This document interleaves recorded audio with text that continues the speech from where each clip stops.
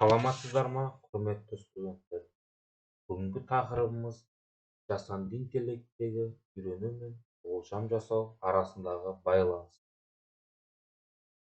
Жасанды интеллекттің негізгі екі міндеті бар: үйрену және болжам жасау. Үйрену деректерден білім алу, ал болжам жасау сол білімді жаңа, белгісіз дерекке қолдану. Бұл екі процесс бір-бірімен тығыз байланысты. Алдымен жасанды интеллект үйренеді. Кейін үйренгенін жаңа жағдайға қолданып болжам жасайды. Мысалы, жасанды интеллект мысық пен иттің суретін үйренсе, жаңа сурет берілгенде, оның мысық па, ит пе екенін болжай алады.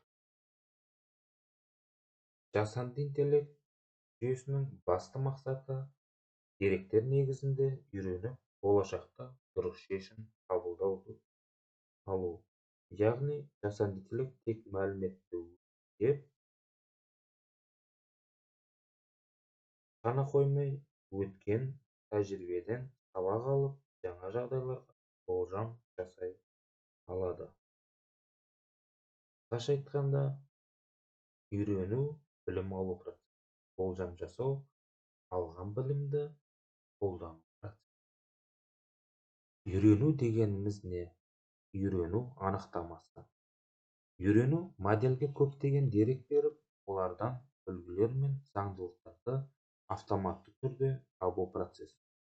Бұл адамның тәжірибе арқылы білім алуының процесі. Үйренудің түріне тоқталатын болсақ, бақыланатын деректерде дұрыс жауап бар. Мысалы, сурет пен мысық. Бақыланбайтын жауаптар жоқ, тек дерек. Мысалы, кластерлеу. Күшейтілген әрекет үшін сыйақы немесе жаза бар. Мысалы, роботтың жүруі. Болжам жасау дегеніміз.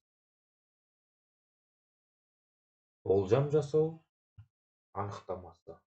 Болжам жасау модельдің үйренген білімін пайдаланып, жаңа дерекке нәтиже. Үйрену өткенге негізделсе, болжам болашаққа бағытталады. Болжам түрлері сандық мән. Мысалы, үйдің бағасын болжау. Санат. Мысалы, хат вам ба әлде жоқ. Үйрену мен болжамның байланысы. Машиналық оқыту мен жасанды интеллект жүйесінде үйрену мен болжау бір-бірінен ажырамас екі кезең. Үйрену процесі және болжам жасау. Үйрену кезеңіне деректер мен жауаптар беріледі. Модель үлгілері үйренеді. Қателіктер есептеліп, модель түзетіледі. Процесс бірнеше рет қайталанады. Ал болжам жасау процесіне келетін болсақ, жаңа дерекке жауап табады. Үйренетін заңдылықтарды қолданады. Модель нәтиже береді және бір рет орындалады.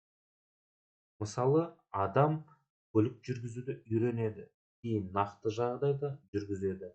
Жасанды интеллект те дәл солай әрекет етеді. Үйрену кезеңі қалай жүреді? Үйрену кезеңі бірінші кезекте деректер жинайды. Мысалға алатын болсақ, студенттің оқу уақыты мен баға көрсетеді. Екінші кезекте деректер алдын ала өңдеу, қате, бос немесе толық емес ақпарат тазаланады. Модельді таңдау. Мысалы, сызықтық регрессия, шешім ағашы, нейрондық желі. Төртінші кезекте оқыту. Модель кіріс пен нәтиже арасындағы байланысты үйренеді. Бесінші кезекте бағалау. Модельдің қаншалықты дұрыс үйренгенін тексереді. Үйрену мен болжамның нақты мысалдарына келетін болсақ, медицина саласында мыңдаған науқастың ауру тарихы мен диагноз. Болжамы.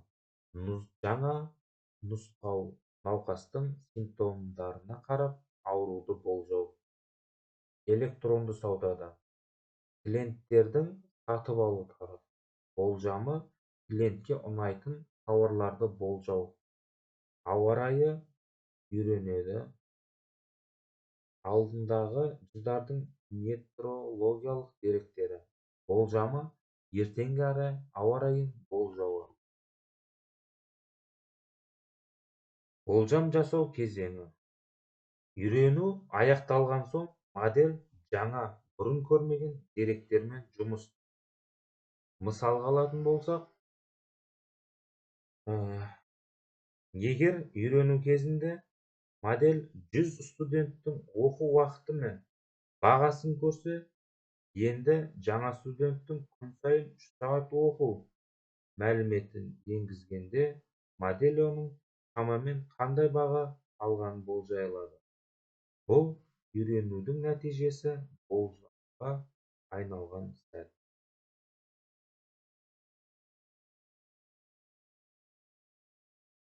Үйрену мен болжам сапасына әсер ететін факторлар. Бізде әсер ететін факторларға деректердің сапасы. Түсініктеме бере кетсек, қате немесе толық емес керек. Қате нәтиже береді. Үйрету көлемі. Үйрететін мысал аз болса, модель нашар болжам. Модель күрделілігі. Қарапайым немесе тым күрделі модель. Сәйкессіз нәтиже. Артық үйрену.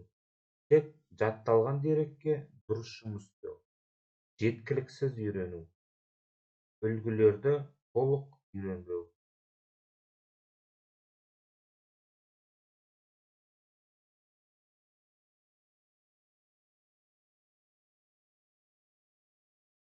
Нейрондық желі мысалында үйрену мен болжам. Үйрену кезінде нейрон қабаттары салмақтарды реттейді. Мысалы, мысықта үшкір құлақ бар деген үлгіні үйренеді. Болжам кезінде жаңа суреттегі үшкір құлақты көріп, мысық болуы мүмкін деп нәтиже шығарады. Жасанды интеллекттің мәні мен маңызы. Жасанды интеллект білімді деректер арқылы жинап, кейін қолдана отырып жұмыс істейтін жүйе. Үйренусіз дұрыс болжам болмайды. Ал болжамсыз жасанды интеллект пайдалы бола алмайды.